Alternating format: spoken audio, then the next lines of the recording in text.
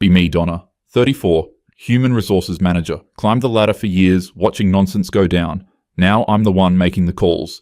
Time to clean house of the dinosaurs who think it's still 1955. Implementing policies that aren't stuck in the Stone Age. Today starts like any other day until I see the email. David from engineering wants to meet about family leave options.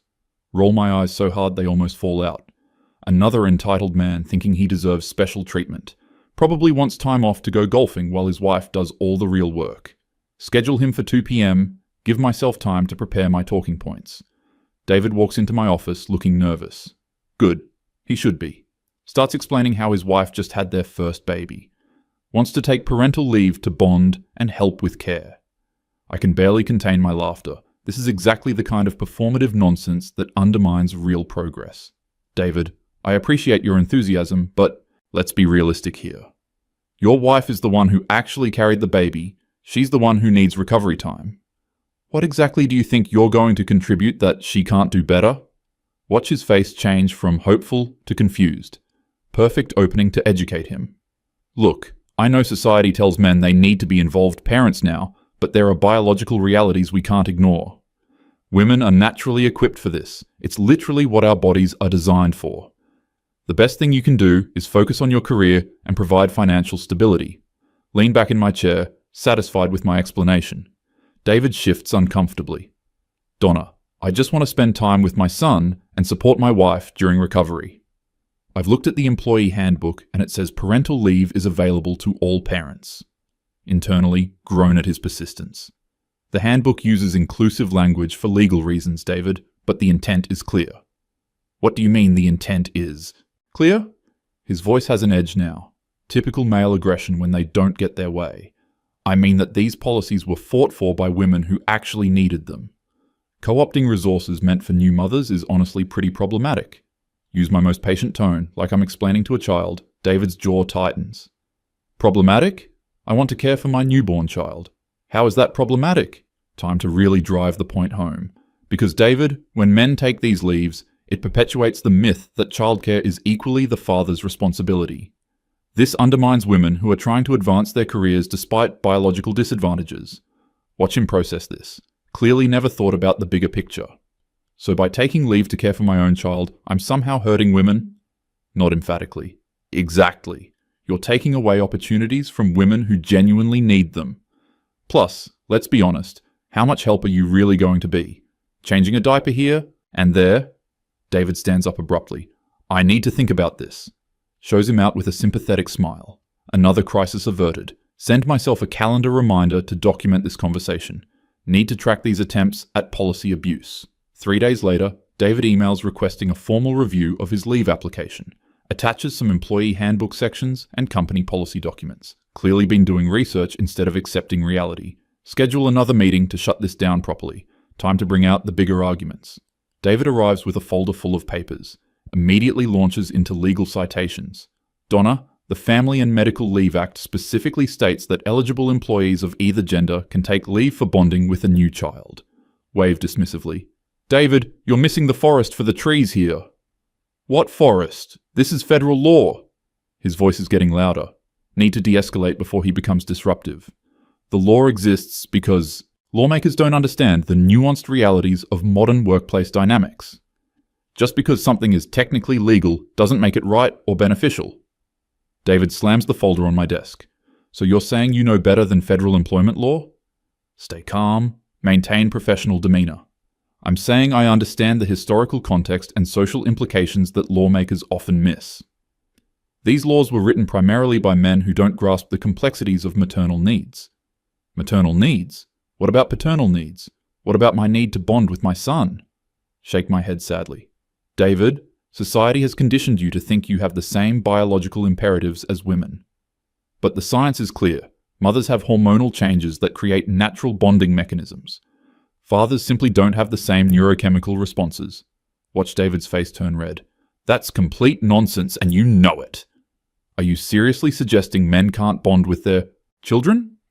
Lean forward. Use my most understanding tone. Of course, fathers can develop emotional connections over time. But the immediate postpartum period is specifically designed by evolution for mother-child bonding. David starts pulling out more papers. Here's the company's diversity and inclusion statement. It specifically mentions supporting all employees regardless of gender. Here's the CEO's memo from last year about progressive parental leave policies. Glance at the documents without really reading them. David, you're cherry-picking policies without understanding their broader context. Yes, we support all employees, but that doesn't mean identical treatment regardless of biological differences. The CEO's memo was about ensuring women aren't penalized for taking necessary recovery time. Tap pen thoughtfully on desk. You taking leave actually undermines that goal. How does me spending time with my family undermine women? His voice is getting dangerously loud, because it normalizes the expectation that men should sacrifice career advancement for childcare. This creates pressure on women to prove they're equally dedicated by not taking their full leave. You're essentially creating a race to the bottom. David stares at me like I've grown a second head. That makes no sense whatsoever. If anything, men taking leave normalizes parenting as a shared responsibility. Shake my head patiently. That's exactly the kind of surface-level thinking that perpetuates systemic inequality. Surface-level thinking? I have a law degree, Donna. Internally roll eyes, typical male credential dropping. Academic credentials don't necessarily translate to understanding lived experiences. Have you ever been a new mother? Have you experienced postpartum recovery? Then maybe listen to someone who understands these issues more deeply. David's hands are shaking now. So because I'm a man, my perspective is automatically invalid? Not invalid, just limited by your positionality in patriarchal structures. You literally benefit from systems that prioritize male career advancement. Taking parental leave is just another way to have your cake and eat it too. Having my cake and eat it too? I want to take unpaid leave to change diapers and lose sleep. Laugh at the absurdity. David, you'll get all the credit for being a hands-on dad while your wife does the real emotional labor. Meanwhile, you'll return to work as the hero who helped out with his own child. It's performative allyship at its most transparent. David stands up so fast his chair rolls back. I can't believe what I'm hearing. You're denying me legally protected leave because of your personal ideology. Time to assert authority. I'm protecting this company from liability and ensuring our policies serve their intended purposes. Intended purposes? Show me where it says parental leave is only for women. David is practically shouting now. Lean back. Speak more softly to highlight his aggression. David, I need you to lower your voice. This kind of hostile behavior when you don't get your way is exactly why these conversations are difficult. Hostile? I'm advocating for my legal rights as an employee and parent. And you're denying them based on pseudoscientific gender essentialist arguments. Feel a flutter of uncertainty. His legal language is more sophisticated than expected. David, let's take a step back and consider the practical implications. The practical implications are that I want to spend time with my newborn son. And you're preventing that because you think men are biologically incapable of childcare. Try a different approach. That's not what I said. I'm talking about optimizing limited resources. If both parents take extended leave, it creates coverage issues and sets unrealistic precedents. David pulls out his phone, starts reading directly from the screen. According to the Employee Handbook, Section 4.7, quote, all eligible employees may take up to 12 weeks of unpaid parental leave following the birth or adoption of a child. Section 4.8, leave may be taken by either parent and is not subject to approval based on gender, role, or perceived necessity. Feel heat rising in my cheeks. Haven't actually read the handbook in detail recently. David, policy language and practical application aren't always identical. As Human Resources Manager, I have discretion in interpreting how policies serve the company's best interests. And I'm telling you that approving your leave request would set a problematic precedent. Problematic for whom? You keep saying that, but you can't explain how. David is leaning over my desk now. How does me caring for my child harm anyone? Need to regain control of this conversation. It harms women by diluting resources specifically designed to address historical inequities. What resources? It's unpaid leave. David's voice cracks with frustration. I'm not asking for money or benefits. I'm asking for permission to not work so I can care for my family. Realize I may have misstated something. Well, there are administrative costs and coverage considerations. Administrative costs? It's paperwork, Donna. And you're literally paid to do paperwork. As for coverage, that's a management issue, not a policy issue. David is making points I'm struggling to counter. Time to redirect to bigger picture concerns. David, you're focusing on technicalities instead of understanding the social context. When men take parental leave, it reinforces gender stereotypes about shared domestic responsibilities. This actually hurts women by suggesting they should be grateful for basic participation from fathers. Feel proud of this argument, it's more sophisticated. David laughs bitterly. So your position is that men being involved parents is bad for gender equality? That's the most backward logic I've ever heard. You're literally arguing that fathers caring for children reinforces patriarchy. Wave hand dismissively. You're oversimplifying complex sociological dynamics. No, I'm pointing out that your arguments are internally contradictory. You can't simultaneously claim to support gender equality while denying equal parental rights. That's not complex sociology, that's basic hypocrisy. David's words sting more than expected, but he's clearly not understanding the nuanced perspective. David, I think we need to end this conversation. You're obviously too emotionally invested to have a productive discussion. I'll document your request and provide a formal response within 48 hours. Stand up to signal the meeting is over. David doesn't move. Emotionally invested in wanting to care for my newborn son? Yes, that's exactly the kind of emotional investment that clouds judgment. Your personal desires are preventing you from seeing the broader implications. David stares at me for a long moment. You realize you're describing basic human attachment as a character flaw, right? I'm describing how personal bias can interfere with policy understanding. Check my watch pointedly. I have another meeting in 5 minutes. David finally starts gathering his papers. This isn't over, Donna. I'm going to file a formal appeal. Watch him leave. Immediately start drafting documentation of the conversation. Emphasize his aggressive behavior and unreasonable demands. Need to build a paper trail in case this escalates. Send email to my supervisor highlighting David's hostile attitude. Frame this as a potential workplace safety concern. 2 weeks later, David submits a formal written appeal. Includes citations of company policy, federal law, and state regulations. Also includes documentation of our conversations with direct quotes. Some of these quotes make me sound worse than I intended, especially the part about men being biologically unsuited for childcare. Schedule appeal hearing with senior management present. Prepare detailed presentation about the legal and practical risks of approving David's request. Focus on how setting this precedent could lead to abuse of parental leave policies. Emphasize the administrative burden and potential for discrimination claims from women. Day of hearing arrives. David brings a folder 3 times thicker than last time. Also brings a notebook and what looks like a recording device. Inform him that recording is not permitted per company policy. He switches it off, but keeps the notebook. Start my presentation confidently. David's request, while understandable on a personal level, represents a fundamental misunderstanding of our parental leave policies. These policies were designed specifically to address the unique needs of new mothers. Extending them to fathers dilutes their effectiveness and creates unnecessary administrative complexity. Senior management nods along. Feel good about the reception. Furthermore, approving this request sets a precedent that could lead to significant operational disruptions. If every new father demands extended leave, we'll face serious coverage issues. Our policies must serve the company's broader interests, not individual preferences.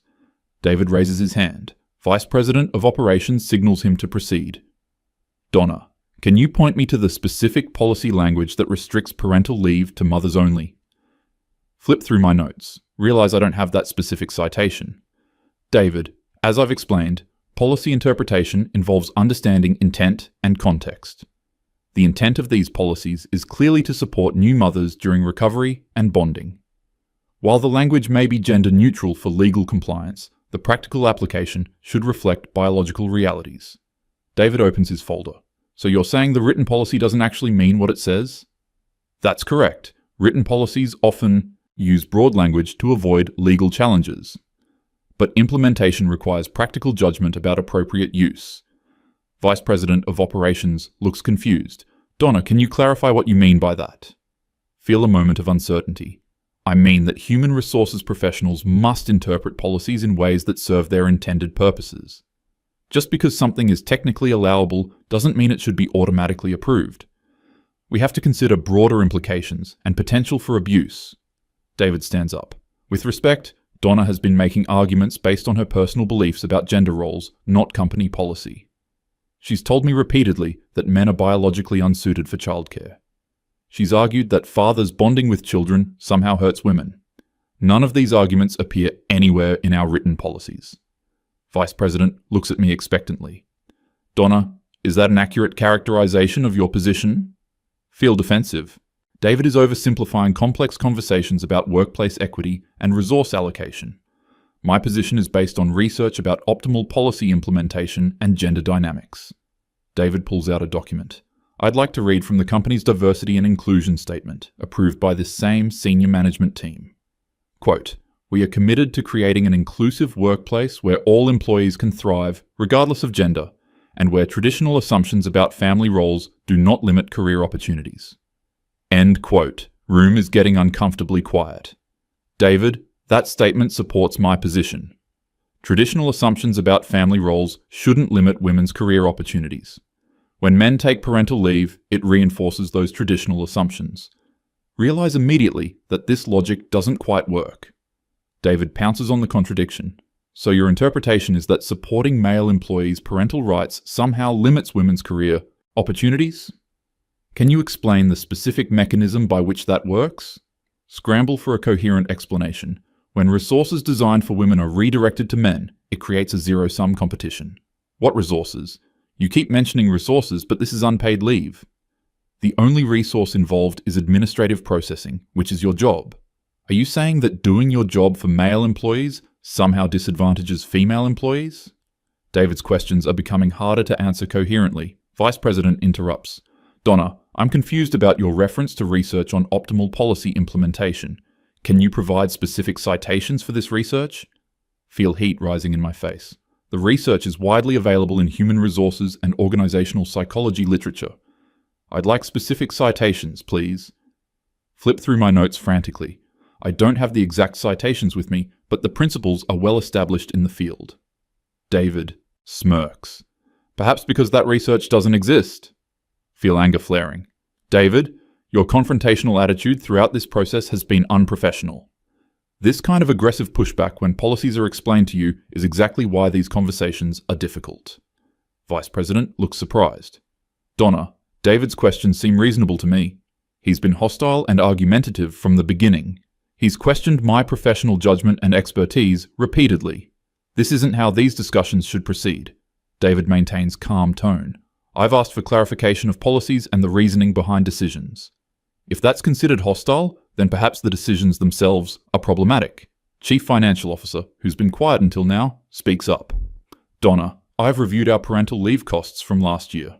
The total administrative cost per leave application is approximately $47. Can you explain how this represents a significant resource allocation concern? Feel the room shifting against me. It's not just the direct costs, it's the precedent and operational impact. What operational impact specifically? Chief Financial Officer is looking at me intently. Coverage issues, productivity disruptions, potential for abuse of policies. If we approve David's request, every new father will expect the same treatment. Realize this sounds like I'm making policy based on hypothetical future problems. David interjects. So the concern is that other employees might also want to exercise their legal rights? That seems like an argument for better planning, not policy restrictions. Vice President nods. David has a point. If our policies allow parental leave, we should plan accordingly. Feel control of the situation slipping away. The policies allow leave at management discretion for operational needs. I've determined that approving David's leave would create operational difficulties. David immediately pulls out another document. Actually, that's incorrect. Section 4.9 of the Employee Handbook states that parental leave requests cannot be denied except in cases where the employee is not eligible under FMLA guidelines. David meets all eligibility requirements. He's been employed for over 12 months, works more than 1,250 hours annually, and our company has over 50 employees. There's no discretionary authority mentioned for operational concerns. Flip through my own copy of the handbook frantically. Haven't actually read these sections carefully in months. Find section 4.9. David is completely correct. Policy language is much more restrictive than I remembered. Well, there are always operational considerations that override written policies. Vice President looks skeptical. Donna, are you saying we should ignore our own written policies? Not ignore them, but interpret them in context of business needs. Realize I'm making this worse. Written policies can't account for every specific situation. David leans forward. What specific operational need is threatened by my leave request? I'm asking for 12 weeks of unpaid leave starting in 2 weeks.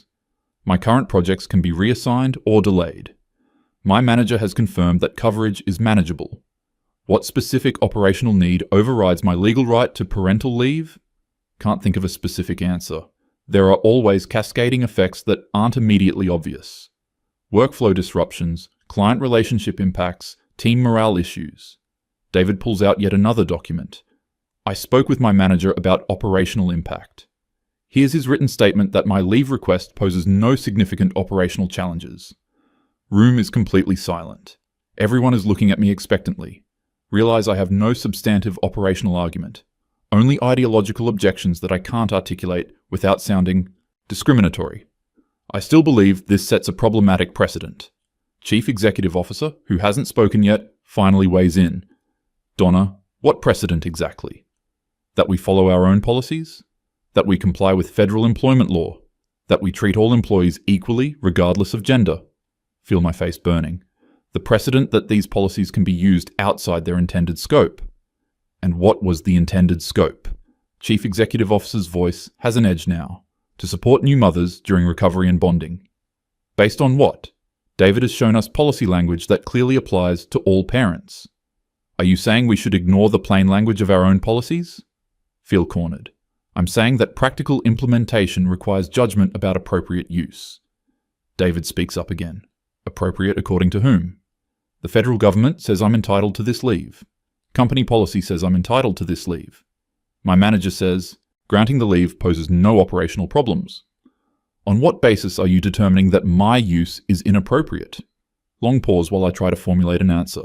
Realize that every argument I want to make sounds discriminatory, based on my professional judgment about resource allocation and policy optimization.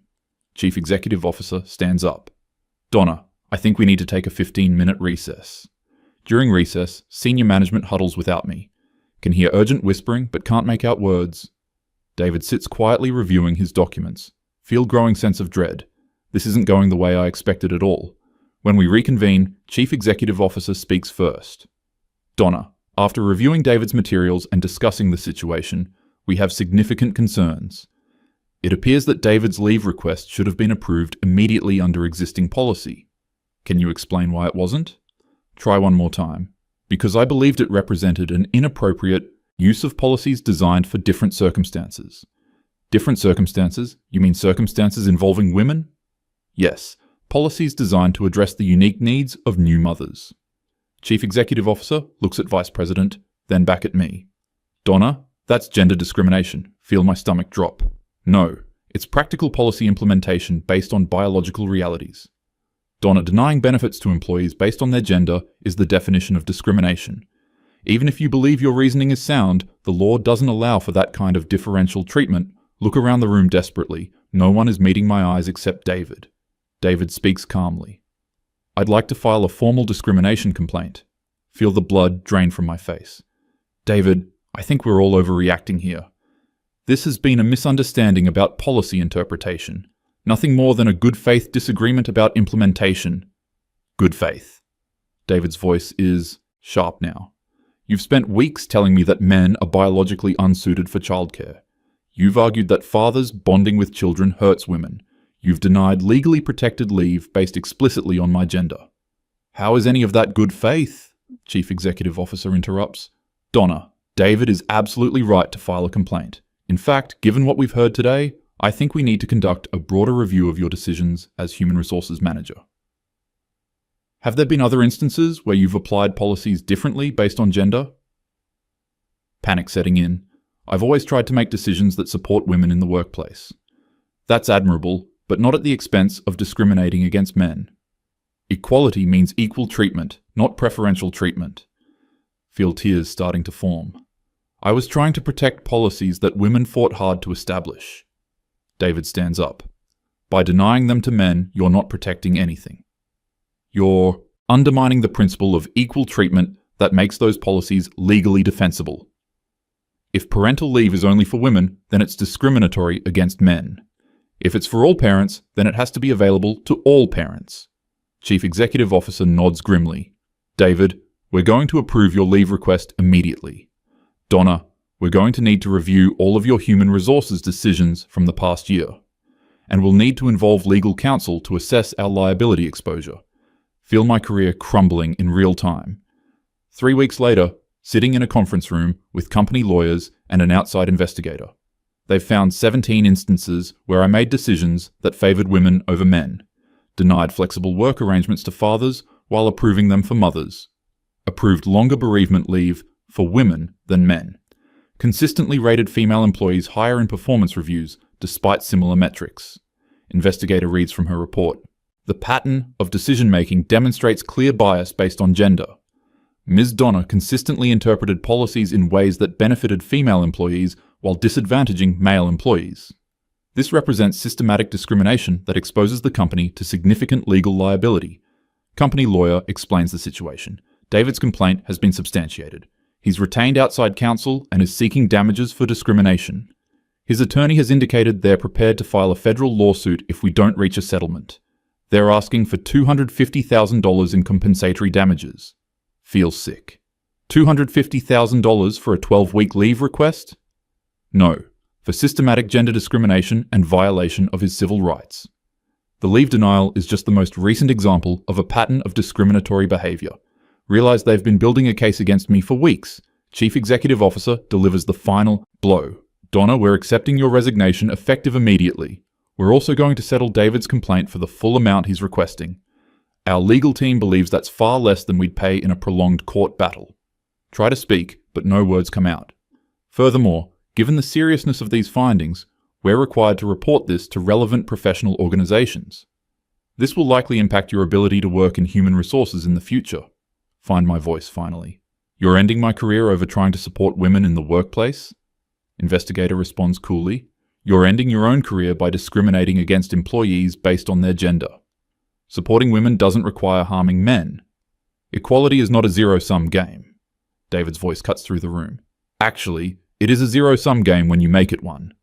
Turn to see David sitting in the corner with his attorney. Hadn't noticed them come in.